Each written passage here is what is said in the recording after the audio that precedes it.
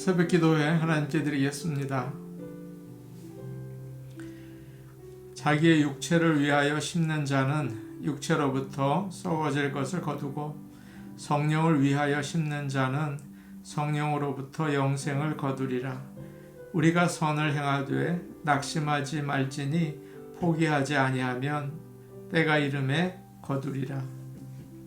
아멘. 찬송가 214장 부르겠습니다. 214장입니다.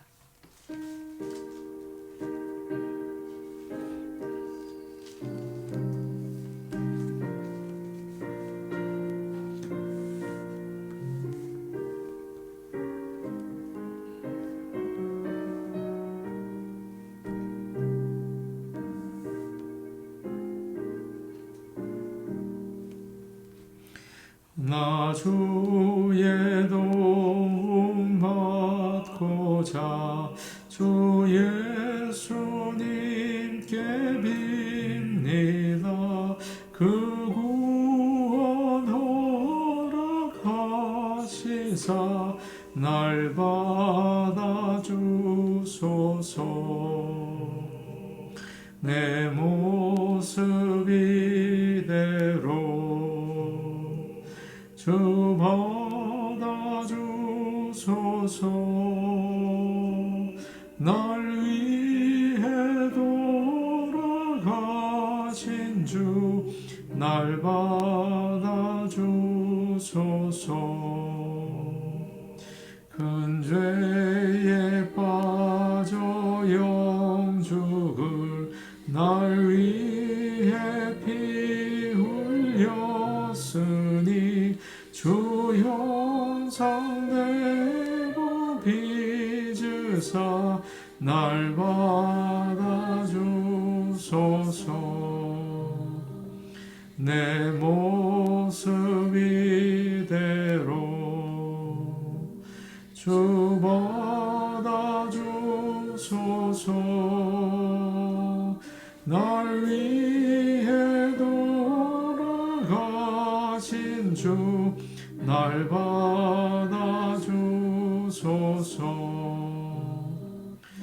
힘과 열심 약하여 늘 깨어지기 쉬우니 주 이름으로 구원해 날 받아주소서.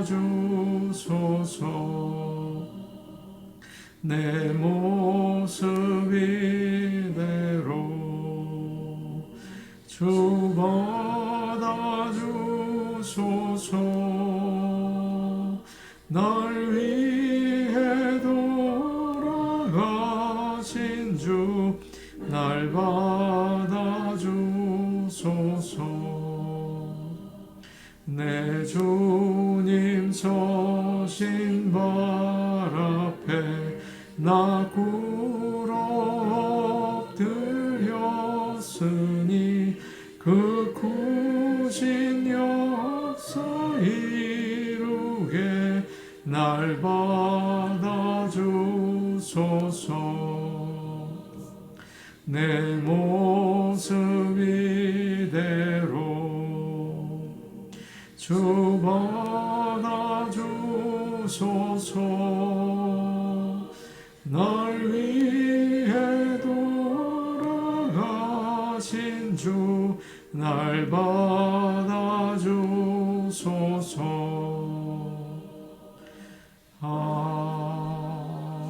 아멘. 찬송가 302장입니다. 302장입니다.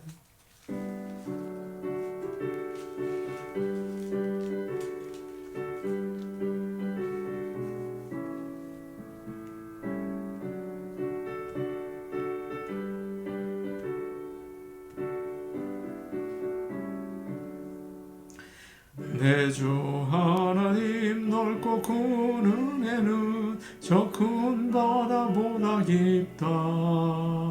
너 곧 다초를 끌러 깊은 대로 저 한가운데 가보라. 언덕 언덕을 떠나서 정파에 배 띄워 내 주 예수 은혜의 바다로 내 맘껏 져가라. 왜 너 인생은 언제나 거기서 저 큰 바다 물결 보고 그 밑모름 깊은 바다 속을 한번 헤아려 안 보나.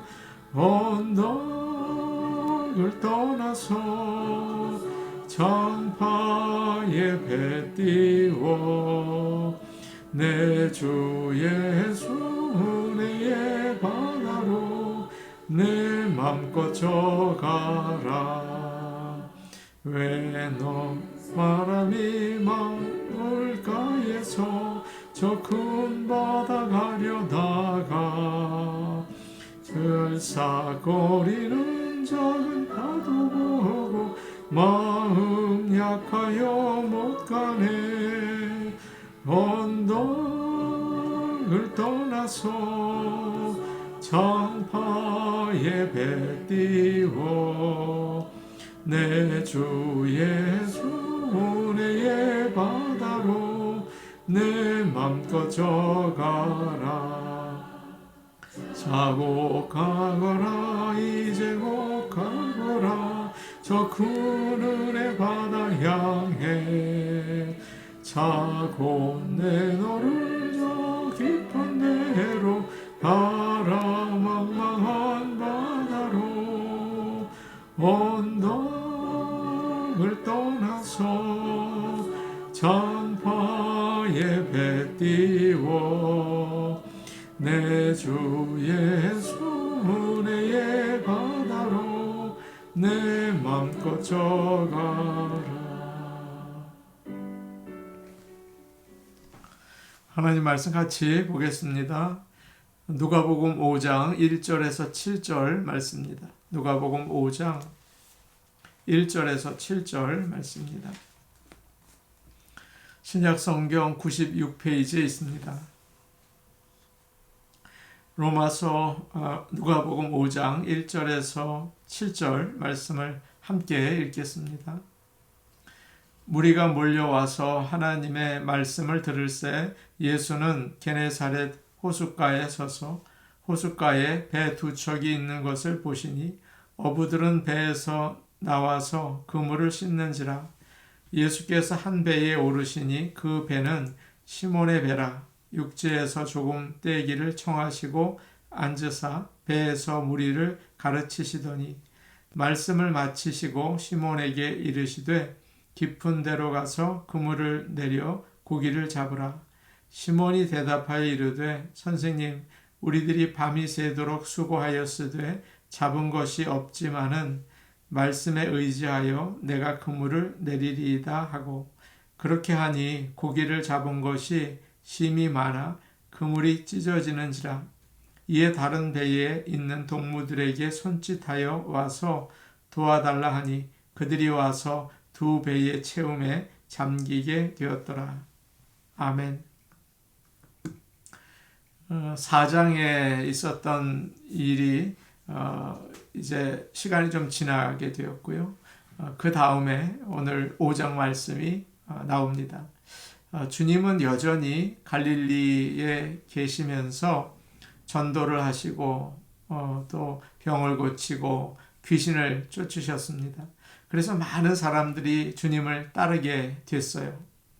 그때는 뭐 전화나 인터넷이나 사람들에게 알리는 미디어가 없었죠. 그런데 오늘 말씀을 보면 사람들이 사방에서 많이 나왔습니다. 1절 말씀을 보겠습니다. 무리가 몰려와서 하나님의 말씀을 들을새 예수는 게네사렛 호숫가에 서서 예수님은 이른 아침에 게네사렛 호숫가에 서 계셨습니다. 게네사렛 호수는 갈릴리 호수의 다른 이름이에요. 갈릴리의 호수에 서 계셨던 거죠. 많은 사람들이 예수님이 계신 곳으로 몰려들었습니다. 그 이유가 뭘까요? 1절을 보니까 무리가 몰려와서 하나님의 말씀을 들을세라고 되어 있죠. 하나님의 말씀을 듣기 위해서 온 겁니다. 물론 기적을 기대했겠죠. 그러나 관심을 끈 것은 예수님이 전하시는 하나님의 말씀인 것입니다. 여기서 하나님의 말씀이라는 이 말은 우리가 흔히 말하는 하나님의 말씀, 그거와는 다릅니다. 하나님이 직접 하시는 말씀이라는 뜻이 담겨져 있어요. 예수님이 가르치실 때 사람들은 하나님이 직접 하시는 말씀을 들었다는 거죠. 우리도 마찬가지입니다. 목회자의 말이 아니라 주의 종을 통해서 선포되는 하나님이 직접 하시는 말씀, 그것을 듣기 위해서 예배의 자리에 나오는 것입니다. 하나님의 말씀만이 우리 영혼의 생명이 되고 양식이 되고 믿음이 자라는 그런 능력이 되기 때문이죠. 데살로니가 전서 2장 3절, 13절에는 이런 말씀이 있어요. 하나님의 말씀을 받을 때 사람의 말로 받지 아니하고 하나님의 말씀으로 받음이니 진실로 그러하도다.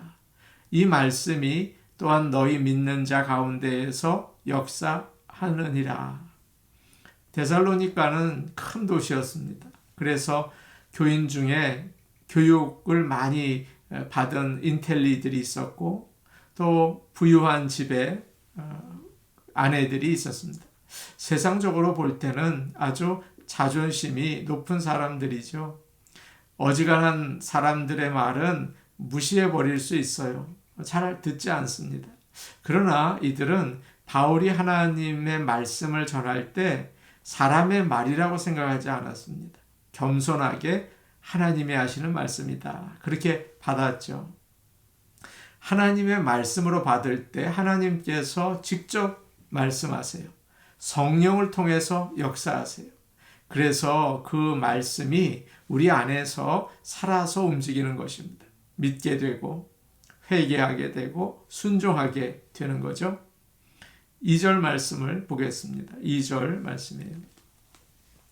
호숫가에 배 두 척이 있는 것을 보시니 어부들이 배에서 나와서 그물을 찢는지라.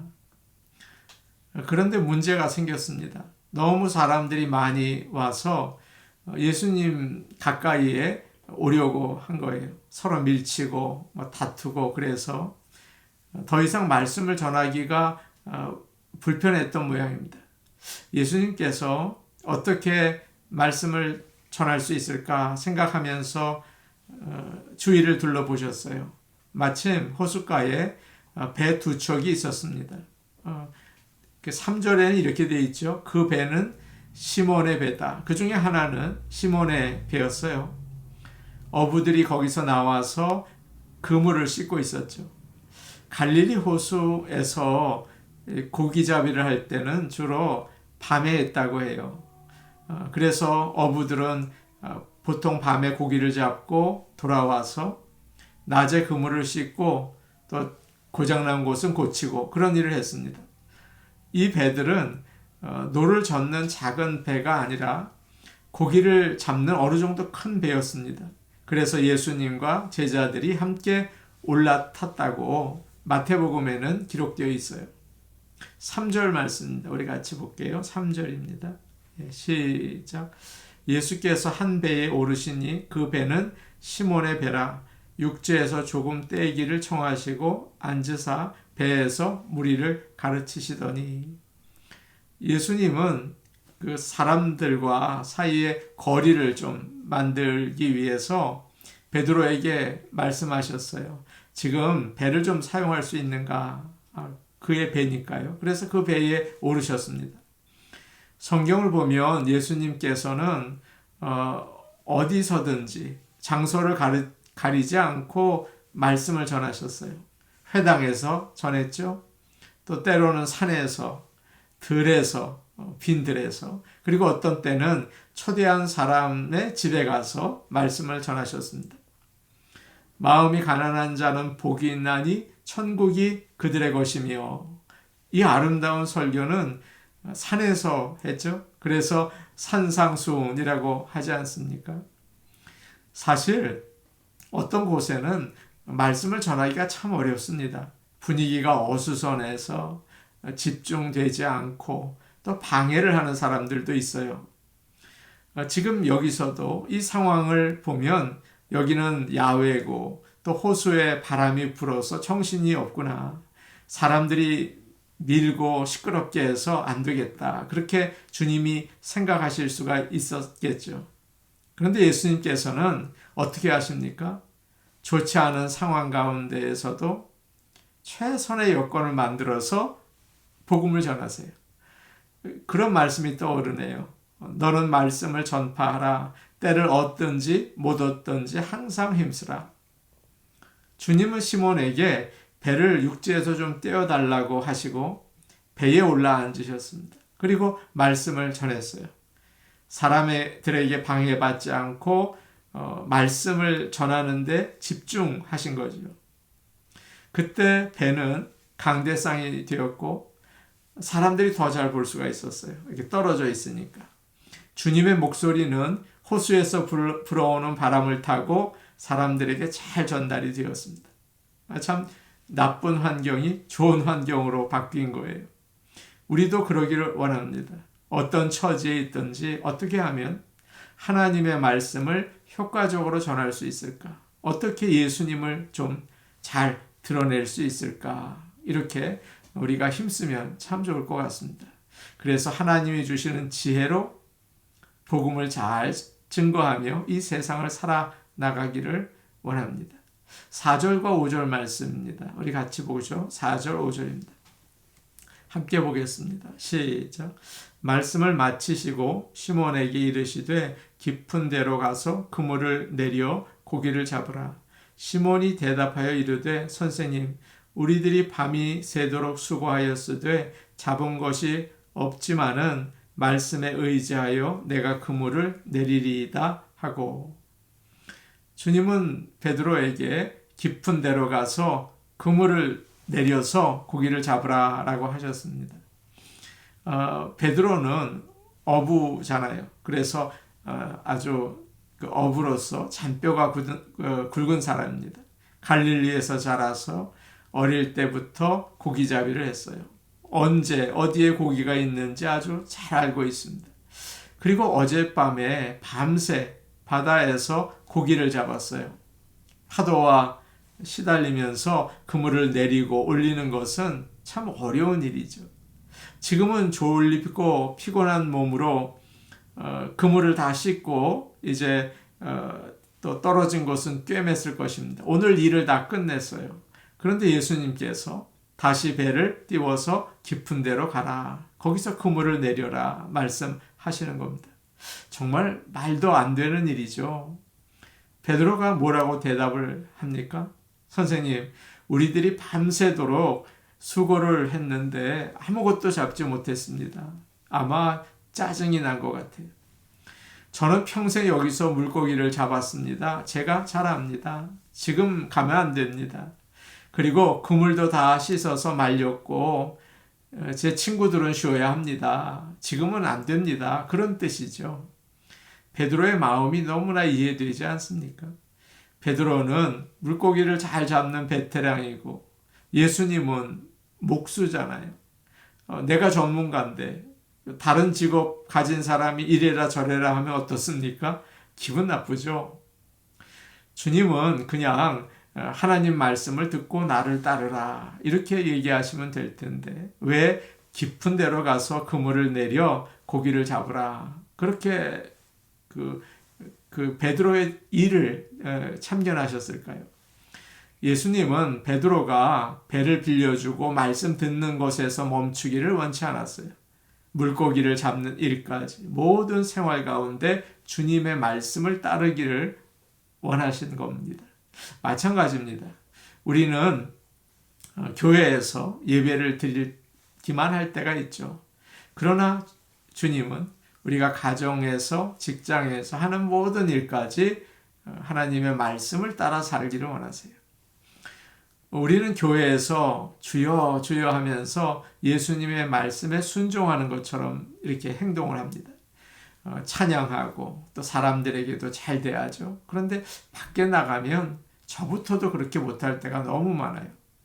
정말 똑같이 주여 주여 하면서 순종하고 있습니까?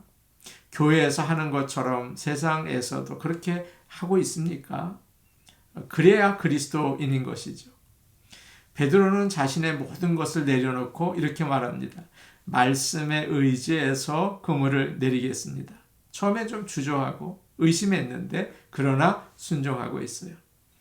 6절과 7절 말씀 마지막으로 같이 보겠습니다. 함께 보십니다. 시작. 그렇게 하니 고기를 잡은 것이 심히 많아 그물이 찢어지는지라. 이에 다른 배에 있는 동무들에게 손짓하여 와서 도와달라 하니 그들이 와서 두 배의 채움에 잠기게 되었더라. 주님의 말씀에 순종해서 깊은 데로 가서 그물을 내렸더니 어떻게 되었습니까? 고기를 잡은 게 너무 많아서 그물이 찢어질 정도였어요. 지난 밤에는 한 마리도 잡지 못했는데 말이죠. 자신의 배에 베드로 배에 다 실을 수 없어서 친구에게 오라고 해서 두 배에 가득 채울 만큼 고기를 많이 잡았습니다. 이 말씀이 우리에게 주는 교훈이 뭘까요? 모든 것을 내려놓고 말씀에 순종했을 때 신실하신 하나님께서 풍성한 은혜를 주신다는 것입니다. 성경에 나오는 모든 기적들은 대부분 순종과 연결되어 있죠. 가나 혼인잔치에서 물이 포도주가 되는 일, 요단강과 홍해가 갈라지는 일, 베드로가 물 위를 걸었던 일, 다들 말씀에 순종했습니다. 그렇다고 순종하면 부자가 된다, 순종하면 높은 자리에 앉는다, 그런 이야기는 아니죠. 그 세상의 기준 아닙니까? 그것보다 더 좋고 그것보다 더 나은 그런 은혜를 주세요. 겸손히 무릎을 꿇고 믿음으로 순종하시기를 바랍니다. 신앙생활은 나의 인생의 작은 부분까지 또 모든 일을 하나님 말씀에 맡기는 것입니다. 전능하신 하나님께서 능치 못하실 일이 없고 또 모든 일을 아시잖아요. 주님께 의지하며 하나님을 따라가시는 저와 여러분이 되기를 간절히 원합니다. 아멘. 우리 같이 기도하겠습니다. 우리가 교회에서만 아니라 우리 평소의 생활 가운데에서 하나님의 말씀을 잘 듣고 순종하게 하여 주시옵소서. 그렇게 기도하면 좋을 것 같습니다. 생활 가운데 예수 그리스도를 따라갈 수 있게 도와주시옵소서. 그렇게 기도하면 좋을 것 같아요. 오늘 주일 예배를 위해 기도하겠습니다. 준비하고 또 주님 만나고 예배 드릴 날을 사모하고 성도들이 나와서 은혜 받을 수 있도록 예배 축복하여 주시옵소서. 하나님께서 영광 받아 주시옵소서. 우리 교우 중에서 몸이 불편한 성도들이 계세요. 김정혜 권사님 위해서 기도해 주셔서 교회에 또 출입할 수 있게 해달라고 기도해 주시고, 또 정영철 성도님도 몸이 많이 약해서 오랫동안 교회에 나오지 못했습니다. 이 두 분을 위해서 오늘 아침 기도하면 좋겠습니다. 우리 같이 기도하시겠습니다. 오늘 오신 아버지 하나님, 우리가 오늘 베드로가 피곤하고 힘들지만 주님 말씀에 순종해서 깊은 데 가서 그물을 내렸습니다. 아버지 하나님, 우리도 생활 가운데에서 귀찮고 힘들지만 예수님의 말씀에 순종하며 주님의 영광을 드러낼 수 있게 하시고 또 말씀을 잘 전할 수 있도록 도와주시옵소서. 주의를 위해서 기도합니다. 하나님 아버지, 정말 예수님 만나고 하나님께 예배드리는 거 기뻐하고 성도들이 다 준비해서 준비된 마음으로 나와 은혜 받을 수 있게 도와주시고 하나님께 영광 돌리게 도와주시옵소서.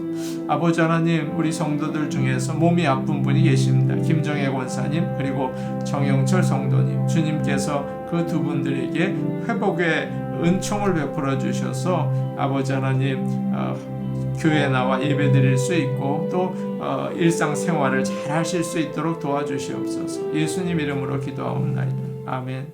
오늘 오신 아버지 하나님, 베드로가 힘들고 피곤한 가운데에서도 깊은 데 가서 그물을 내려서 고기를 잡으라고 하신 주님의 말씀에 순종했습니다. 하나님 아버지, 우리가 교회에서뿐만 아니라 생활 가운데에서 주의 말씀에 순종할 수 있게 인도하시고 많은 열매를 거둘 수 있는 은혜와 복을 내려주시옵소서. 예수님 이름으로 기도하옵나이다. 아멘. 오늘도 복된 하루 되시기 바랍니다. 개인 기도하시겠습니다.